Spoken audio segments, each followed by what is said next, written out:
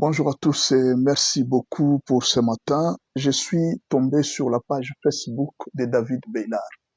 David Beylard était en train de commenter sur l'histoire d'Olivier Kamitatu. Il nous a donné un peu quelques éléments sur la profondeur. Vous pouvez aller sur ce compte Facebook, cliquez seulement David Beylard et vous allez lire. Alors, David Beylard dit ceci. Il dit que le problème d'Olivier Kamitatu a commencé avec la démission de Sonia Kamitatu, sa fille, de l'ancien, c'est la fille de l'ancien président de l'Assemblée nationale, Olivier Kamitatu. Elle a démissionné. Et alors, de l'ensemble de Moïse Katumbi, elle a démissionné. Il paraît que la fille a dit à son père que non, à l'allure où vont les choses, vous risquez de rester pendant très longtemps à l'étranger. Félix ne quittera pas le pouvoir maintenant. Vous risquez de rester pendant très longtemps.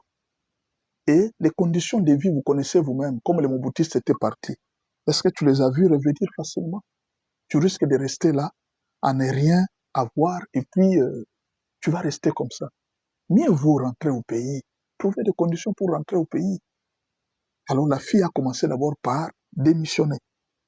Une semaine après la démission de Sonia Kamitatu, la fille de l'ancien président Olivier Kamitatu, il y a quelque chose qui s'est passé. Elle a démissionné une semaine après. Nous apprenons que Olivier Kamitatu a reçu son passeport. Mais qu'est-ce qui s'est passé? Est-ce qu'Olivier Kamitatu a aussi démissionné de l'ensemble? Non. On a vu dernièrement Moïse Katumbi faire la réconciliation avec qui? Avec Kalonda, Idi Kalonda. Moïse Katumbi les a mis ensemble, ils ont fait la réconciliation. C'est-à-dire qu'il n'y a rien. On ne sait pas si Olivier Kamitatu a quitté Moïse Katumbi, on ne peut pas être sûr. Mais les politiciens politiques, tout est possible. On ne peut pas dire que non, ce sont des politiciens, ils sont sains, non, ils sont parfaits, non. La vérité ne se trouve qu'à l'église, pas en politique. En politique, il n'y a pas de vérité. En politique, ce sont des coups bas.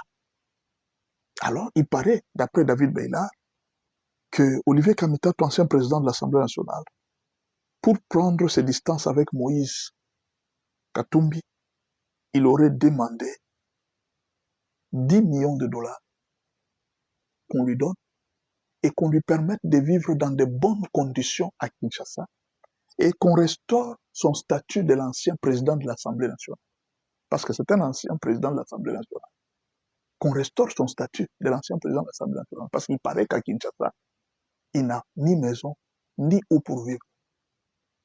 Et alors, c'est la condition qu'il a posée. Je m'excuse, l'information ne vient pas de moi. Vous allez dire, pasteur, oh, mentez. Non, non. Allez sur la page de David Beylard, vous allez retrouver l'information. Il aurait demandé 10 millions de dollars américains, une garantie qu'il va vivre à Kinshasa selon son rang, son ancien rang de chef de corps. Donc, il ne pouvait pas être seulement content d'un simple passeport. Il a droit à un passeport diplomatique. La République démocratique du Congo respecte les anciens chefs de corps. Aussitôt dit, aussitôt fait. Une villa avec une piscine au bord du majestueux fleuve Congo, une escorte d'une SUV 4x4 avec chauffeur pour l'ancien président de l'Assemblée nationale, une voiture avec chauffeur pour son directeur de cabinet et enfin une voiture avec chauffeur pour son maître d'hôtel assigné à la gestion de sa résidence et dans les packages qui vient d'être mis à sa disposition. Donc, ce que tu as demandé, nous te le donnons, une maison. Et le jour qu'il a, ça c'est David Beylard, c'est pas moi, les jours qu'il a reçu le passeport, une enveloppe de 100 000 dollars lui aurait été versée. Vous voyez? Donc sa fille a beaucoup joué, sa fille a pesé sur ça et dit non papa, tu dois rentrer. Tu dois rentrer au pays. Et alors, il paraît que celui qui était intermédiaire, c'est l'ambassadeur du Congo-Brazzaville.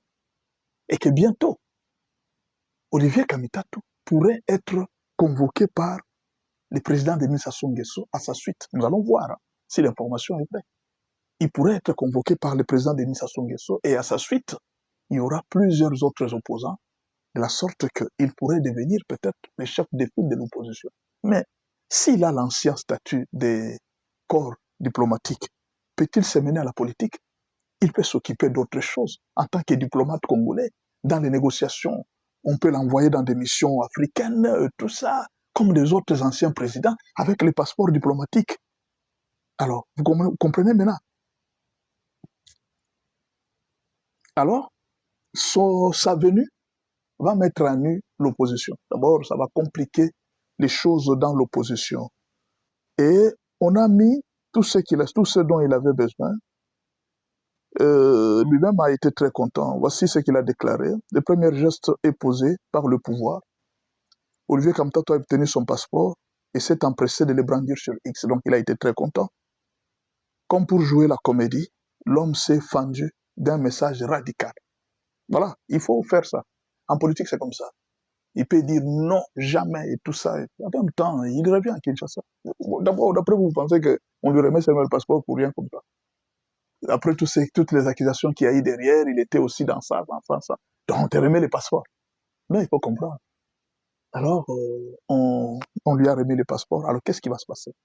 Ce qui va se passer, c'est que le président Félix Tshisekedi est en train de diminuer de plus en plus l'opposition. Pourquoi?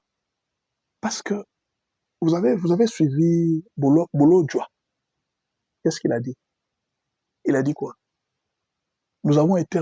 Il a démissionné de 64. Alain Bolo Djoua. Hein? Il a démissionné de 64. Qu'est-ce qu'il a dit? J'ai remarqué que ce gens, ils n'avaient pas la vision, quand on a fait ces 64, de combattre le pouvoir. Mais ils étaient là pour combattre pour le poste. Il a même parlé, il a dit que non, voilà, si réellement c'est une opposition, pourquoi il me demande de cotiser? Pourquoi pour l'opposition, il faut recevoir l'argent pour faire sortir la population dans la rue? Donc, pour faire sortir la population dans la rue, il fallait cotiser. C'est quelle politique où il faut cotiser pour faire sortir la population dans la rue? Ça, c'est Alain Bolo Djoua qui dit ça. De plus en plus, nous sentons que, comme de l'autre côté, on donne l'argent, mais qu'est-ce qui empêche que le pouvoir aussi leur mette à leur disposition l'argent qu'ils cherchent? Enfin, qu'on libère notre pays. Peut-être que Paul Kagame a mis beaucoup d'argent pour les opposants. Mais la RDC a aussi beaucoup d'argent. On peut mettre même cet argent à donner aux opposants. Venez, prenez l'argent si vous voulez. Mais essayons de nous battre pour libérer le pays. Si pour libérer le pays, faire taire les opposants, il faut mettre de l'argent en jeu, où est le problème? Ça peut sauver la vie des gens. Je pense que c'est la politique que le président est en train de faire. Pourquoi? Parce que les autres, ceux qui recrutent les opposants, ils donnent l'argent. Mais pourquoi le pouvoir ne veut pas aussi recruter les opposants? La même chose aussi. Si les Kagame recrutent les mercenaires, pourquoi le pouvoir ne veut pas aussi recruter les mercenaires? Si Olivier Kamitatu a été recruté, pourquoi Félix lui aussi ne veut pas les recruter? La politique de recruter n'a pas commencé aujourd'hui. Ça s'est fait même partout. Aux États-Unis et dans le monde entier. Cette politique est la même. Même en France, on recrute. En France, des fois, on peut mettre sur ton dossier un dossier de la justice très compliqué pour que tu ne te représentes pas aux élections. Ce sont des choses qui se font partout dans le monde. Et c'est ça la politique. Donc, vous pouvez acheter la conscience des gens. Des gens qui aiment qu'on achète leur conscience. Ce qui était difficile parfois avec les politiciens, il y a des politiciens qui sont très difficiles, hein, comme Mandela. Il a été très difficile, on a acheté sa conscience, il a refusé. Mais il y a des gens qui acceptent. Ça, malheureusement. Maintenant, pourquoi? S'ils acceptent, pourquoi ne pas en profiter? Si c'est pour les biens du pays. Donc, si Olivier rentre, on lui donne une maison. Au lieu de rester en Belgique, là, il n'a pas de valeur, il n'a pas de maison, il n'a rien. Et que le pouvoir lui donne quelque chose. Je ne sais pas. C'est l'information que j'ai lue chez David Beila. Dites-moi si vous connaissez une maison d'Olivier Kamtato à Kinshasa. D'après David Beila, Olivier Kamtato n'avait rien. Rien. Une maison pour vivre dans de bonnes conditions, il n'en avait pas. D'où, comme il a un ancien député, il sera le bienvenu, on ne sait pas. Attendons voir. C'est ça la politique. Vous voyez, qu'est-ce que je vais vous dire? À un moment, nous essayons de nous entretuer. Moi, je suis des. Moi, je suis des. Nous nous entretuons, non? Vous-même, vous avez remarqué que nous nous entretuons. Ça, là, je ne l'aime pas. Celle-là, je ne l'aime pas. Maintenant, la question est la suivante. Les jours où vous allez voir Moïse Katumbi à côté de Félix Tshisekedi, les jours où vous allez voir Olivier Kamitato s'embrasser avec Félix Tshisekedi, vous allez encore venir me haïr. Vous allez encore venir me jeter les pierres. Aimons-nous, mes frères, que la politique ne nous divise pas. Les politiciens, ils sont parfois comme des sorciers, si vous ne savez pas. Vous voyez les sorciers, ils peuvent se battre la journée, ils s'injurient la journée, mais la nuit, ils sont ensemble. C'est ça la politique. Mais pendant que vous, le peuple, vous êtes en train de vous tromper, vous êtes en train de faire une mauvaise lecture des choses, vous vous entretuez, vous vous haïssez. On va voir. est-ce qu'Olivier Kamitato ne sera pas